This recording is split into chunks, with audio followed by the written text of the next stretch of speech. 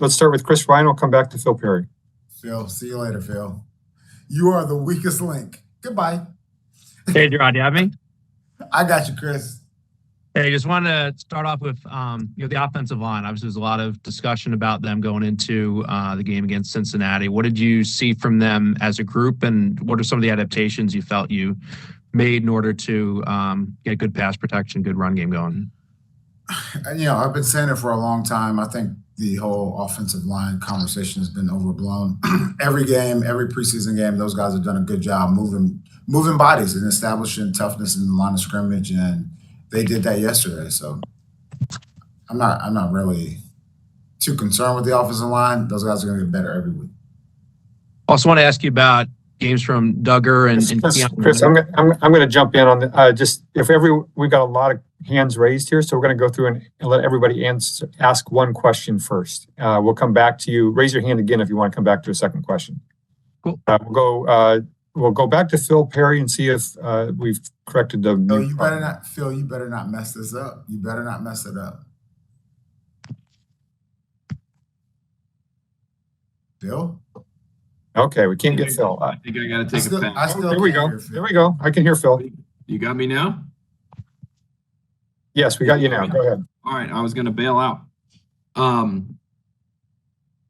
Jerod, a number of players last night mentioned the camp that you guys had and the difficulty of it, and they felt like they were really ready for that game yesterday because of the struggles that they went through there. As you guys were going through that, did you feel like you had to explain why you were doing some of the things you were doing as the head coach to help them buy into having that difficult camp that you guys had? Yeah, that's a great question, Phil. I would say, as a coach, from my perspective, you have to artificially kind of put barriers in front of these guys. And we always talk about taking the hard route. And so yesterday in the fourth quarter, I heard guys on the sideline saying, take them to the hill, take them to the hill. Because at the end of the training camp, we would go over to the hill and those guys would run. And I mean, that's what you have to do. And I was so excited, just hearing that from the players, take them to the hill. It meant a lot. And that just means taking them into the deep water and all the extra things that we do.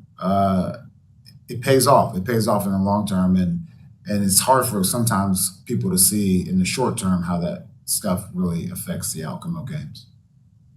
Thank you. Thank you for your patience, everyone. Thank you. You got a new microphone. It's nice. Next question, Sophie Weller, followed by Andrew Callahan. Hi, Jerod. I just want to first off say congratulations on the win. First game as head coach. Congrats. Thanks, Sophie. I wanted to ask about that Ramondre Stevenson touchdown, specifically Layden Robinson. He had that block to kind of get Stevenson in. I was just curious what you saw from him specifically on that play, but also just in his first regular season game. Yeah, there was a point in time during training camp where not only myself, but I think the other coaches saw it, that we said, you know what? Layden Robinson has an opportunity to be a special player in this league. He's tough. He'll move guys off the line of scrimmage. He can do it all. And just his overall effort and mentality is something that when you think about changing the culture, he's definitely one of those guys that fits into that box. And he did a great job. Now, in saying that it's only one game, we'll see how that continues to progress going forward. Thank you so much. Thanks, so. Next question, Andrew Callahan, followed by Doug Kide. Hey, good morning, Jerod. Hey, I wanted to go back to just something you said on the radio about always offensively being a run-first team. Just to clarify, is that your approach to this season, or will that be your philosophy so long as you're a head coach, being a run-first offense? Yeah, one thing I would say is we're a game plan team overall. And one thing Elliot and I agreed on is that Ramondre is a very special back. He may not get all the publicity and things like that, but this is a guy that can run the ball, fall forward for 4 yards every single play, catch the ball at the backfield. Also a very smart football player. And, you want to get the ball in the hands of your best players, and I would say Ramondre is one of those. Awesome. Thanks, Jerod. Yeah. Doug Kide, followed by Byrne. Hey, Jerod. I didn't I saw obviously that Vidarian Lowe came in for Chooks mid-series on the second series. I don't want to make any assumptions about what happened there. Was that a benching situation for Chooks, or why was that change made? Look, I think Chooks has all the skill set, and so let me go ahead and put the quote. Let's start the quote with this. I think he has the entire skill set to be a good tackle in this league. I would say, during the game there were some challenges. He had some challenges and some struggles over there, and Lowe came in and did a great job for us. But once again, it's about competing each and every week, and we'll see how this week of preparation goes. And he may be in there. I'm not sure. We'll just have to see how the week goes. Thanks, and congrats on the win. Thanks, Doug. And Vern, sorry, I'm not familiar with you. You want to introduce yourself? I'm Brett Buckminster. I'm covering the Patriots for SB Nation. I've been mostly anonymous on those calls, but now that the first regular season game is out of the way, I thought I'd jump in. First off, congratulations, Jerod, on the win. Thank you, Burned. Am I saying that right? Burned? I hear a little feedback, but I'm just doing this one way. So I wanted to ask you about Joe Cardona. I know you mentioned him briefly on the radio this morning.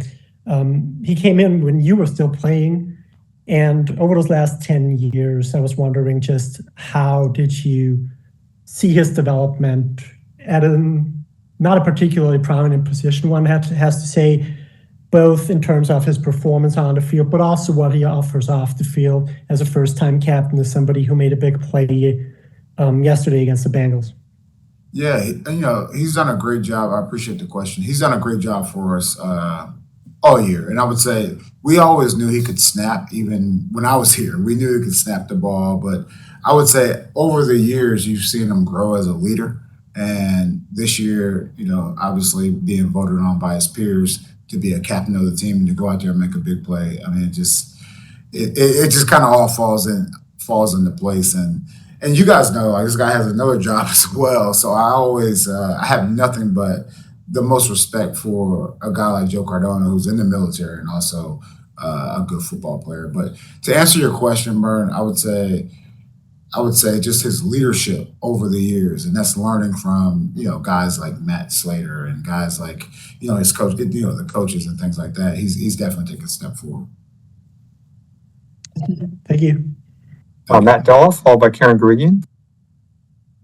Morning, Jerod. Congrats on the win. Thanks, Matt. So after the game, you said that you talk about empowering the players to go out there and play.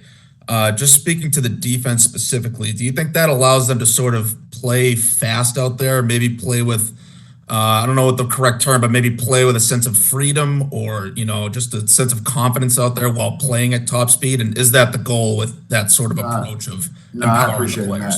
What I would say is it allows the guys to go out there and really take ownership of their role. And I always talk about roles. And for me, it's about excelling in your role. And so whether that's 50, 60, 70 snaps or 5 snaps, like that's your role. So excel in that role. And as you continue to progress, you'll get more opportunities to go out there and perform.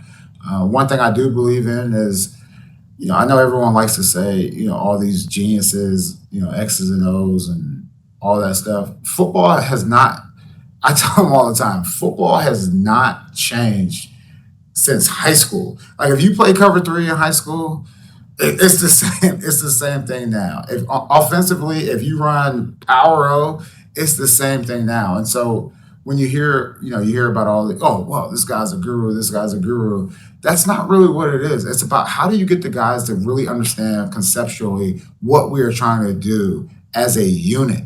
And so many times, like there have been good players that they only know their spot. They only know what they have to do. But give me that average to above average player that is a conceptual learner, and we can do something special with them. And that's how I kind of see the game, no matter what the position is. Thank you. Thanks, Matt.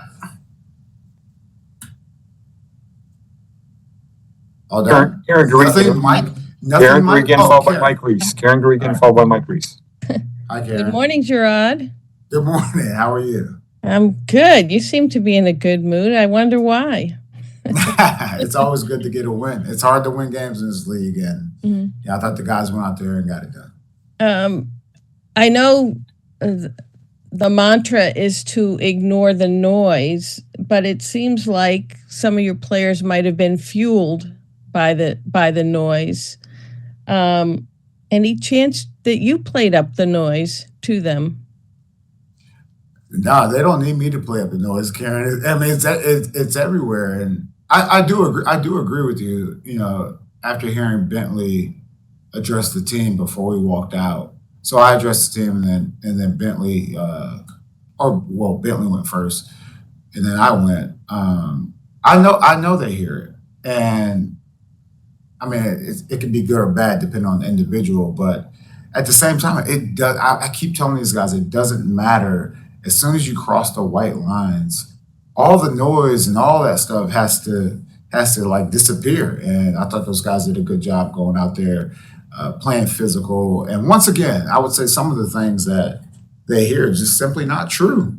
It's not true. And I try to remind them, like whether you guys say, the offensive line can't move body, like whatever it is, it's on film. And I try to show them those things. Like we are tough. We are a tough team. And people, look, that's your job. I worked in the media too, Karen. Remember, I worked in the media too.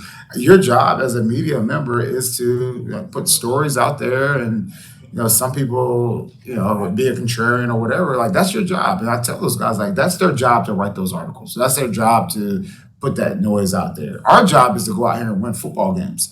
Our job is to go out here and play for one another. Our job is to go out here and play at a high level each and every week. And once again, I don't even want to get this win overblown. It's one game. It's one game. And so now, from a coaching perspective, our job is to teach these guys how to win. And when you won a lot, just having that sense of urgency to not like fall into, being comfortable and things like that. We won one game. Like we could easily be here next week if we don't prepare right, if we don't go out there and execute and play right. We could be sitting right here, and then Karen, you know what? You're gonna say, Jerod, you seem like you're in a down mood. Yeah, no crap. And so like that's my job as the head coach of the team, and to make sure that these guys are ready to change the page. So we'll wrap up today on the Cincy game, and we'll move forward to the next game. Win, lose, or draw. Karen, win, lose, or draw, that's my mentality. We'll wrap the game up the day after, win, lose, or draw, and then we'll move forward. That's how I think about it. Thank you, Jerod. Thanks, Karen. We still have 4 more to get to, just to get everybody to give one question here. So we're going to go Mike Reese and Dakota Randall. Our first-time caller, long-time listener. I'm enjoying the show. The Burrow play where Bentley popped it out. What explanation did you get from the official on review or rules-wise? Was he touchdown? Was he giving himself up? I was curious just to tidy myself up on understanding the rules. I really don't understand it, Mike. I'm looking for clarification too. I'm looking for clarification on that one. As soon as I get clarification, I'll let you know. No, Dakota Randall, followed by Mike Giardi. Morning, Jerod. Can you talk about the job that Jeremy Springer has done? Because obviously that was a good start for special teams, which has struggled the last couple of years. Yeah, it was a great start, and as we put this coaching staff together, one thing that was on my list as far as hiring was just to have energy and passion for developing people. And I would say that is Springer. He's very selfless. He's ego-less. And I think that's important when you're in a leadership role. And just to see the guys go out there playing hard and, running down there trying to make plays, I thought it was great. And once again, I would say, look, it's one game. It's one game, and that's my job is to not only make sure that the players understand that it's one game, but also the coaches that it's one game. And then the balance is letting these guys build their confidence build while at the same time recognizing that you're only as good as your last game. Thank you. Thanks, Dakota. 2 final questions, Mike Giardi and Ben Volan. Jerod, congratulations. Thanks, Mike. I'm curious, especially early on, a lot of 4-man rush, dropping 7. What gave you the confidence to just sort of unleash those four guys? Because it certainly seemed like first three drives in particular, Burrow was under a ton of pressure, wasn't seeing it very well, and obviously 3 and outs. Yeah, we just feel pretty good about our matchups, not only on the edge, but also inside. And I'm so proud. I'm so proud of the guys up front. If you were just to go back and look at their stories, here you go, guys. Here's some articles you guys can write. If you were to go back and look at their stories, the Godshaws of the world, the Wises of the world, the Farms of the world, guys that literally were on the brink of being out of the league. And to go out there and perform that way, it's just a special thing. And, I understand. Look, these guys understand that. Like, you're only as good as your last game. But at the same time, like, to see those guys play with that sense of urgency was great. And, through film study and through the coaching staff, DeMarcus and the rest of his staff, they did a great job being able to generate pressure by the front four. Thank you. Thanks, Mike. And last question, Ben Vaughn. Hey, Jerod, like others, congrats on the first win. Thank you. Just this being your first, 7-day work week heading into week 2. Just curious, did the players get a victory Monday today? What's their plan today? And what do the next 2 days look like for the coaching staff? Victory Monday? It's one game, Ben. It's one game.